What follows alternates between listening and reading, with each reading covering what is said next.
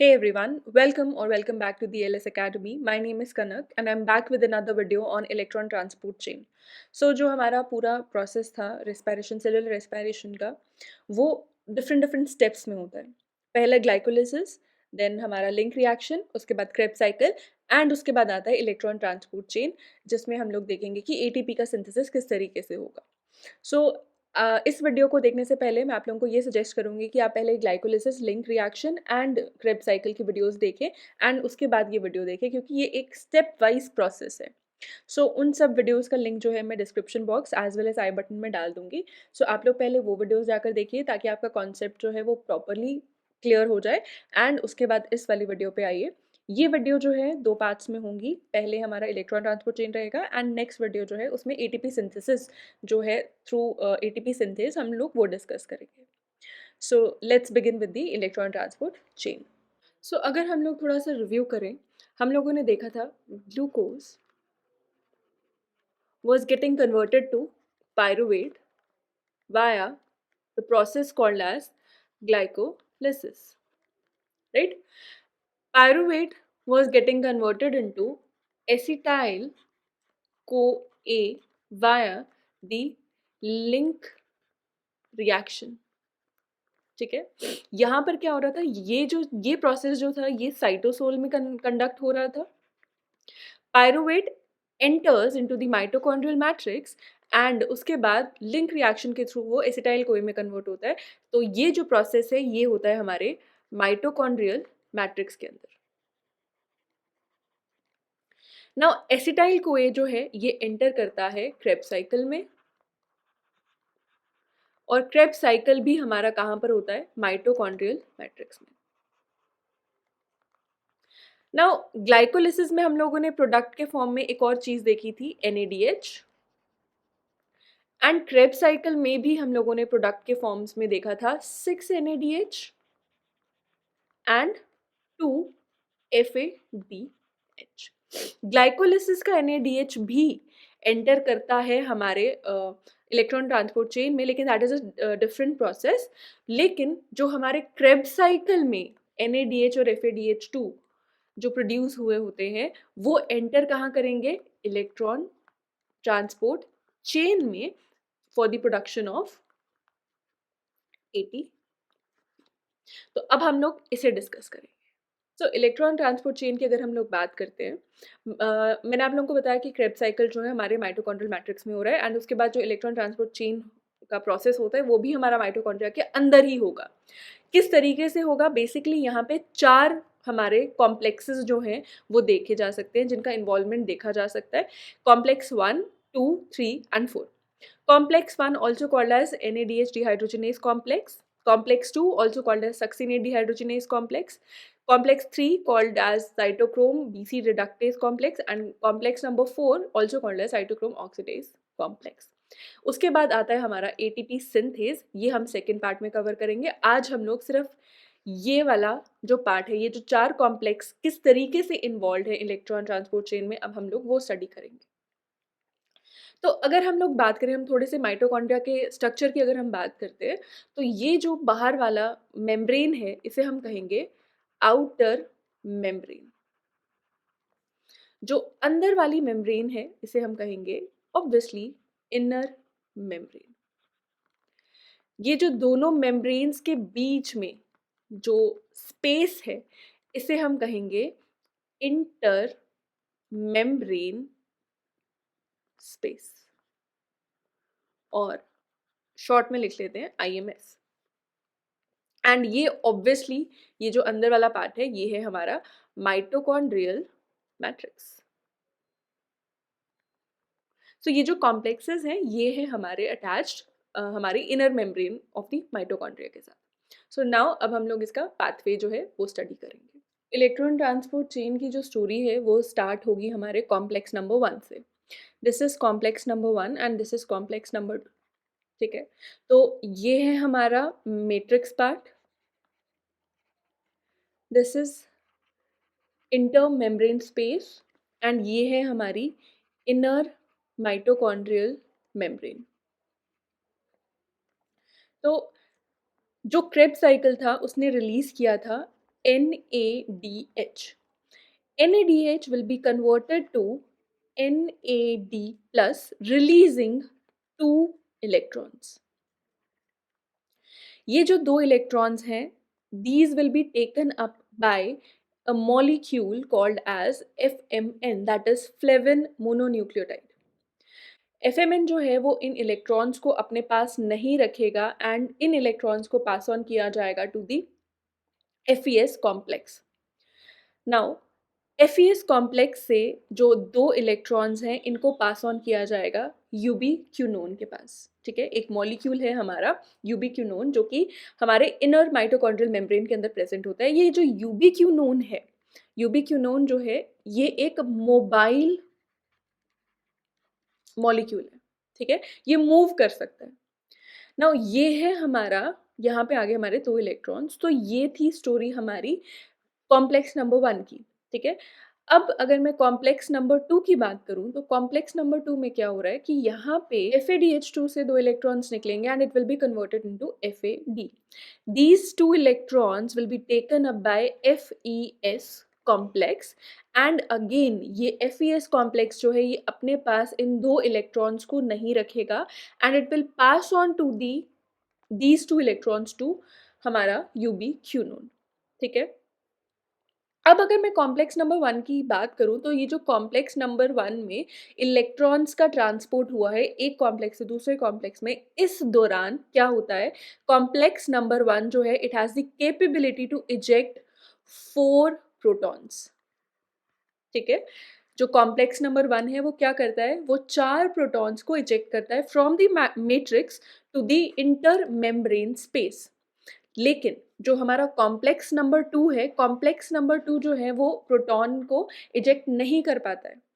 ठीक है, नाउ यहाँ से जब हमारे यूबीक्विनोन के पास इलेक्ट्रॉन्स आ जाते हैं तो वो इलेक्ट्रॉन्स जो हैं वो पास ऑन होंगे हमारे कॉम्प्लेक्स नंबर 3 में. लेकिन कॉम्प्लेक्स नंबर 3 में एक प्रॉब्लम रहती है, वहाँ पे जो साइटोक्रोम C का पार्ट होता है वो एट अ टाइम सिर्फ एक इलेक्ट्रॉन को ले सकता है. ठीक है, एट अ टाइम वो सिर्फ एक इलेक्ट्रॉन को ले सकता है. तो जो दूसरा इलेक्ट्रॉन है वो कहाँ जाएगा, वहाँ वो जो है वो घूमेगा. अब वो कहाँ घूमेगा, वो घूमेगा क्यू साइकिल में. सो अब ये क्यू साइकिल क्या है हम वो देखेंगे.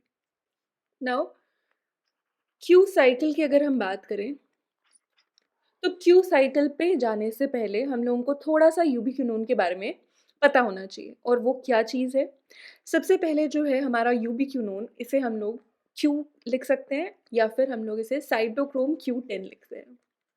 ठीक है, it can be written as Q और cytochrome Q10. So this is ubiquinone. जैसा कि मैंने आप लोगों को बताया कि complex number 1 and complex number 2 में दो इलेक्ट्रॉन्स जो हैं they are passed on to ubiquinone. जब हमारा यूबीक्विनोन 2 इलेक्ट्रॉन्स को एक्सेप्ट कर लेता है तो वो QH2 फॉर्म में आ जाता है एंड इस फॉर्म को हम लोग कहते हैं यूबीक्विनोल. बट जो हमारा यूबीक्विनोन है वो एक और फॉर्म में एग्जिस्ट करता है एंड वो फॉर्म है जब वो एक इलेक्ट्रॉन को एक्सेप्ट करता है या एक इलेक्ट्रॉन के साथ जब वो होता है तो QH नेगेटिव फॉर्म में वो आ जाता है एंड इस टाइम पे इसे हम लोग कहेंगे सेमी यूबीक्विनोन. सो क्यू और यूबीक्विनोन जो है 2 फॉर्म्स में होता है. जब वो 2 इलेक्ट्रॉन्स को एक्सेप्ट करता है then it forms QH2 and उसे हम लोग यूबीक्विनोल कहेंगे. लेकिन जब उसके पास एक इलेक्ट्रॉन रह जाता है तब हम उसे सेमी यूबीक्विनोन कहेंगे एंड तब वो QH नेगेटिव फॉर्म में होता है. नाउ ये जो सेमी यूबीक्विनोन फॉर्म है ये कब आएगी, ये ड्यूरिंग क्यू साइकिल आएगी. और ये क्यू साइकिल क्या है अब हम वो लोग डिस्कस करेंगे. So now this is complex number 3 and this is complex number 4. तो हम लोगों ने देखा था complex number 1 and complex number 2 के केस में कि उन दोनों ने अपने दो इलेक्ट्रॉन्स जो थे वो यूबीक्विनोन को दे दिए थे एंड यूबीक्विनोन के पास जब ये 2 इलेक्ट्रॉन्स आए थे तो वो QH2 फॉर्म में आ चुका था. अब क्या होगा, ये जो QH2 फॉर्म का जो यूबीक्विनोल है, ये यूबीक्विनोल क्या करेगा, ये हमारे कॉम्प्लेक्स नंबर 3 के साथ आके अटैच हो जाएगा. ठीक है, एंड यहाँ से एक इलेक्ट्रॉन निकलेगा, 1 इलेक्ट्रॉन, ये देगा FeS complex of the complex number 3, ठीक है। हमारा जो थर्ड कॉम्प्लेक्स है उसमें एक FeS कॉम्प्लेक्स होगा, वहां पे ये अपने एक इलेक्ट्रॉन को FeS को दे देगा। यहाँ से क्या होगा, FeS जो है वो पास ऑन करेगा एक इलेक्ट्रॉन को टू साइटोक्रोम C1, एंड जो दूसरा इलेक्ट्रॉन है, ठीक है, दूसरा इलेक्ट्रॉन है, वो दूसरे इलेक्ट्रॉन को क्या करेगा, दूसरे इलेक्ट्रॉन को ये पास ऑन कर देगा साइटोक्रोम B पे। साइटोक्रोम बी से वो एक इलेक्ट्रॉन जो है वो पास ऑन हो जाएगा एक अनदर क्यू मॉलिक्यूल के पास, जो कि यहाँ पे दूसरे जगह पे कॉम्प्लेक्स नंबर 3 के पास आके अटैच हो जाता है। एंड जैसे ही वो एक इलेक्ट्रॉन, साइटोक्रोम बी जो है वो अपना एक इलेक्ट्रॉन क्यू मॉलिक्यूल को देगा, this Q molecule will form QH negative form, ठीक है, this will form QH negative form. अब ये जो हमारा QH2 है, इसने अपने दोनों इलेक्ट्रॉन्स को डोनेट कर दिया है, एक FeS को दे दिया, एक साइटोक्रोम B को दे दिया। जैसे ही इसने अपने दोनों इलेक्ट्रॉन्स को दे दिया, ये क्या करता है, ये यहाँ से डिसोशिएट हो जाएगा, ठीक है, ये अपनी यूबिक्विनोन फॉर्म में आ जाएगा एंड ये यहाँ से डिसोशिएट हो जाएगा। लेकिन जो हमारा यहाँ पे Q था जिसने एक इलेक्ट्रॉन को एक्सेप्ट किया था, और हमारा वो सेमी यूबिक्विनोन फॉर्म में आ चुका है या फिर QH नेगेटिव फॉर्म में आ चुका है, ये अभी भी यहीं पे अटैच्ड रहेगा, ठीक है। तो मैं यहाँ पे इसे चेंज करके QH नेगेटिव कर देती हूँ फॉर बेटर अंडरस्टैंडिंग। सो ये अब यहाँ पर बन चुका है QH नेगेटिव। यहाँ पे जो इलेक्ट्रॉन साइटोक्रोम C1 ने लिया था, it will pass on to the electron to cytochrome C, and यहाँ से साइटोक्रोम C जो है वो आगे इलेक्ट्रॉन को पास ऑन करेगा।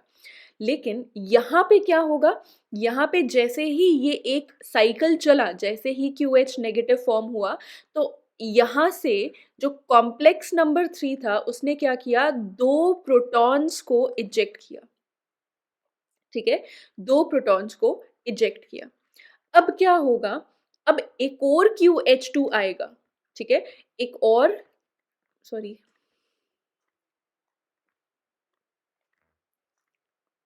नाउ एक और QH2 आएगा, वो यहाँ पे बाइंड करेगा, एक और इलेक्ट्रॉन जो है यहाँ से आके FeS के पास आएगा, and it will be pass on to it will be passed on to the cytochrome C1, and एक जो इलेक्ट्रॉन दूसरा था it will be passed on to the cytochrome B, and ये एक इलेक्ट्रॉन जो साइटोक्रोम B जो दूसरा electron जो है वो क्या करेगा, वो QH नेगेटिव के पास पास ऑन करेगा, जिसकी वजह से this QH negative form will be converted into QH2 form or the ubiquinol form, and जैसे ही ये QH2 फॉर्म में आता है it will dissociate, ठीक है, ये क्या होगा, यहाँ से डिसोशिएट हो जाएगा, ये यहाँ से सेपरेट हो जाएगा, कॉम्प्लेक्स 3 को छोड़ देगा।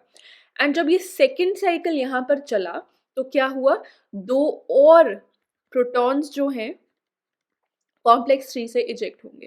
That means in total complex 3 भी 4 प्रोटॉन्स को इजेक्ट करता है। अब साइटोक्रोम C1 ने जो साइटोक्रोम C को इलेक्ट्रॉन दिया, साइटोक्रोम C जो है ये उस एक इलेक्ट्रॉन को at a time 1 electron is then transfer to the complex number 4 जिसके पास है साइटोक्रोम A।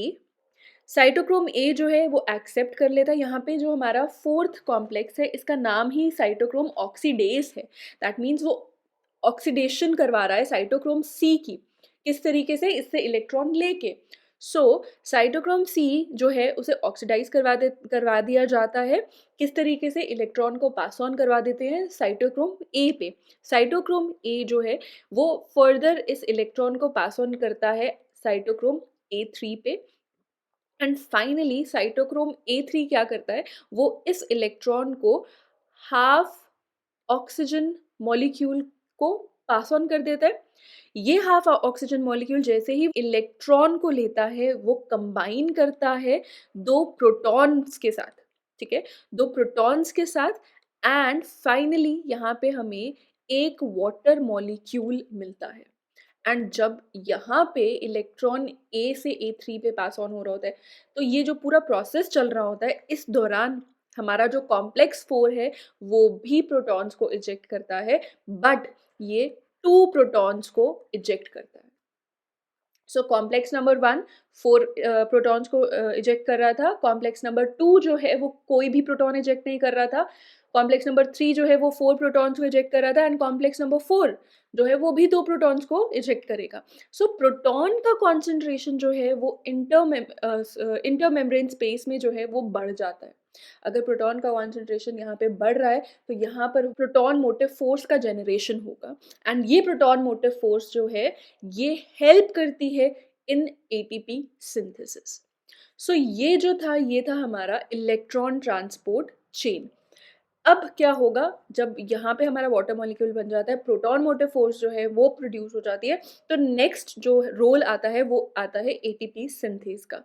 एटीपी सिंथेस का क्या रोल है, किस तरीके से एटीपी का फाइनल जो स्टेप है सिंथेसिस का, जो फाइनल स्टेप है, वो हम लोग नेक्स्ट वीडियो में डिस्कस करेंगे। इस वीडियो के लिए मैं इतना ही रख रही हूँ। आई होप आप लोगों को ये जो टॉपिक है इलेक्ट्रॉन ट्रांसपोर्ट चेन, ये समझ में आया होगा। अगर कोई डाउट होगा तो आप लोग उसे कमेंट बॉक्स में डाल सकते हैं। I will try to answer that. I hope आप लोगों के लिए ये वीडियो यूजफुल रहेगी, and do not forget to like and share the video and do subscribe to the channel. I will see you in the next video. Till then, take care and happy learning.